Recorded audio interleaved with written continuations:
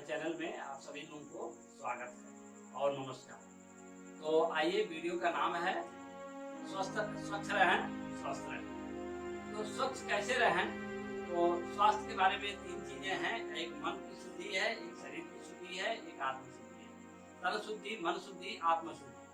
तो हम मन की शुद्धि की बात कर रहे हैं। मन की शुद्धि के विषय है ये। इस पे आप जरूर इससे विचार करें कि हम क्या कहना चाहते हैं, इस पे हमारा क्या उद्देश्य है। मेरे कहने का उद्देश्य है कि अगर आपका मन शुद्ध है तो काफी आप स्वस्थ हैं। अगर मन आपका स्वच्छ है तो आप काफी स्वस्थ हैं। मन से ही सारी चीजें संचालित होती हैं। तो इसको एक कहानी से हम चालू करेंगे। उसमें साबुन की जरूरत नहीं पड़ती है, उसमें ज्ञान की जरूरत पड़ती है, उसमें प्रेरणा की जरूरत पड़ती है। उसमें क्या चीजें हैं? उसमें जो प्रेरणा है, जो ज्ञान है, जो समझ है, इन चीजों की जरूरत पड़ती है। ज्ञान की साबुन की जरूरत पड़ती है, ज्ञान रूपी जो साबुन की जरूरत पड़ती है। तो इसमें एक परिवार की मैं चर्चा करूंगा। एक पति थे, पति पत्नी थे। तो पति पत्नी में एक छोटा सा शक हो गया। अब पता नहीं कैसा शक हो गया। तो पति बेचारा खाना ही नहीं खाया, पति खाना ही नहीं खाया।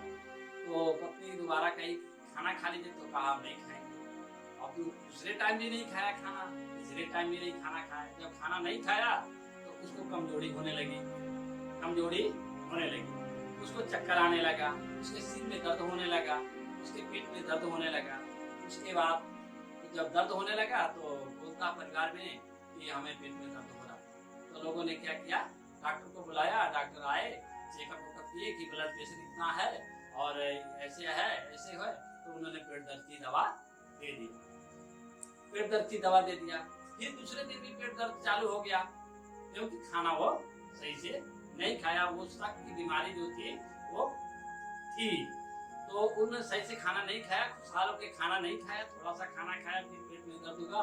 फिर डॉक्टर को बुलाए, फिर दवा हुआ, फिर उसके पेट दर्द में आराम हुआ। फिर दूसरे दिन दर्द हो गया और सिर में दर्द जारी रहा और थकान, उसको कमजोरी और छा गई।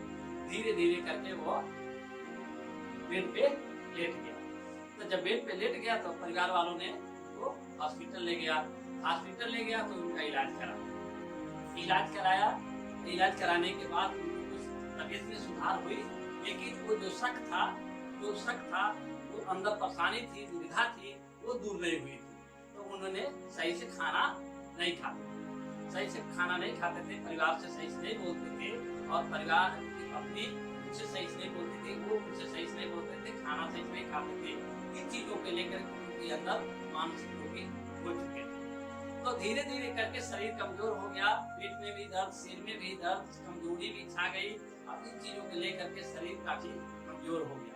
और धीरे धीरे जब कमजोर हो गया तो डॉक्टरों की दवा के अलावा लोगों ने बहुत कुछ इधर उधर इलाज कराया, इधर उधर भी बहुत सारा मतलब उनको दिखाया उखाया, लेकिन उनके आराम नहीं हुआ। शरीर और कमजोर हो गया। उसके बाद काफी शरीर कमजोर होने के बाद उनके पास पैसे भी नहीं थे।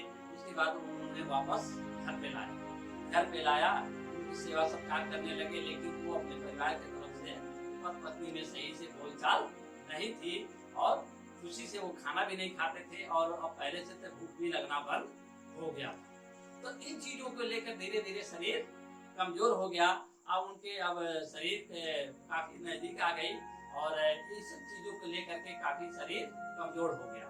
तो हमारे कहने का अर्थ ये है कि अगर आप परिवार में रहते हैं तो किसी प्रकार का शक नहीं होना चाहिए, किसी प्रकार की दुविधा नहीं होना चाहिए। मन की शुद्धि यही शुद्धि है कि आप जो भी करते हैं साफ करिए, स्पष्ट रखिए, ताकि आपके परिवार के लोग उसको जाने, और परिवार में जो कुछ हो सब लोग मिलकर जाने, सब लोग मिलकर समझें, ताकि एक दूसरे को दुविधा न हो। और जब दुविधाएं पैदा होती हैं तो क्या होता है?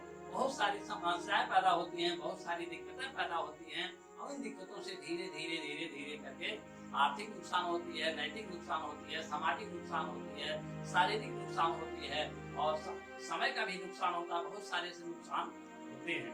तो इन नुकसानों से बचने के लिए क्या करें? हम मन को क्या करें? मन शुद्धि के लिए क्या करें? हम कोई भी काम करें को स्पष्ट रूप से करें और साफ करें और उसको स्वच्छता के साथ करें। ताकि देखिए एक कहावत है, जो झगड़ा होने से झगड़ा क्यों होती है, झगड़ा क्यों होते हैं, युद्ध क्यों होते हैं, लड़ाइयाँ क्यों होती हैं, कारण एक ही है। क्यों? जो तेरा है वो तेरा है, जो मेरा है वो मेरा है। लेकिन कुछ ऐसे लोग हो गए हैं कि मेरा तो मेरा है, तेरा भी मेरा है, मेरा तो मेरा है, तेरा भी मेरा है। और कुछ ऐसे लोग हैं तेरा तेरा है और मेरा मेरा है। तो जिन लोगों के अंदर ये है कि तेरा तेरा है और मेरा मेरा है, तो उनमें तो कोई दिक्कत नहीं होती है, उनको तो जजमेंट करना आता है, हक बांटना आता है। लेकिन कुछ लोग ऐसे होते हैं कि मेरा तो मेरा ही है, तेरा भी मेरा है। तो इस चीज में जो कमजोर बेचारे रहते हैं उनकी बात सुनी नहीं जाती है और धीरे धीरे करके परेशानी होती है। तो मन शुद्धि होना चाहिए। मन शुद्धि में क्या है? स्वच्छता होना चाहिए, पवित्रता होना चाहिए, ईमानदारी होना चाहिए, झूठ नहीं होनी चाहिए। और जब ईमानदार आदमी रहता है, झूठ नहीं बोलता है, पवित्रता के साथ करता है, हक को बांटना जानता है, तो उसके अंदर काफी सुकून होते हैं, काफी खुशियां होती हैं, काफी उसको आरामदेह महसूस होता है और सुकून महसूस होती है उसकी जिंदगी में। अगर उनके पास कोई कम ही सुविधा होती है लेकिन सुविधाओं से काफी आनंद लेते हैं और उनके पास 2 ही कमरे का घर है, एक ही साधन है, कम ही सैलरी मिलती है, कम ही मजदूरी मिलती है, तो उनसे क्या होता है, वो खुश रहते हैं। क्यों? उनका जो नियम तरीका बन गया है, जीने का जो तरीका बन गया है, उनको क्या है कि उनके मन में स्वच्छता है, पवित्रता है, ईमानदारी है और हक बांटना आता है और मानवता दिखाना आता है, इसलिए वो खुश रहते हैं। तो मन शुद्धि के लिए सबसे अच्छा यही तरीका है कि हम अपने जो हक है उसको सही से लेना देना जाने, अपने अधिकार को लेना जाने और अधिकार को देना जाने। ऐसा नहीं है आप अपने अधिकार को अगर छोड़ देते हैं तो लोग कहेंगे बहुत अच्छे आदमी हैं, बहुत अच्छे आदमी हैं, बहुत अच्छे आदमी हैं। जिस दिन अपना अधिकार आप मांग लिए उस दिन आप बुरा हो जाते हैं। लेकिन कुछ लोग होते हैं कि अधिकार देना जानते हैं और लेना भी जानते हैं, तो उन लोगों में रिश्ते काफी लंबे चलते हैं। यही मन की शुद्धि है और इससे काफी समस्याएं घटती हैं। तो इन चीजों को आप मन की शुद्धि के लिए सबसे आसान तरीका है इन तरीकों को अपनाइए अपनी जिंदगी के अंदर और खुशहाल रहिए, स्वच्छ रहिए। क्योंकि मन अगर स्वच्छ है तो आप स्वस्थ हमेशा रहेंगे, स्वच्छ हमेशा रहेंगे, स्वस्थ भी रहेंगे। तो इन चीजों को अपनाइए अपनी जिंदगी के अंदर। आप सभी लोगों को नमस्कार। और ये आगे वीडियो मैं बनाऊंगा इसके, ये शरीर के शुद्धि के बारे में, आत्म शुद्धि के बारे में थोड़ा छोटा प्रेरणा मैं दूंगा इसके, आप सुनिएगा। आप सभी लोगों को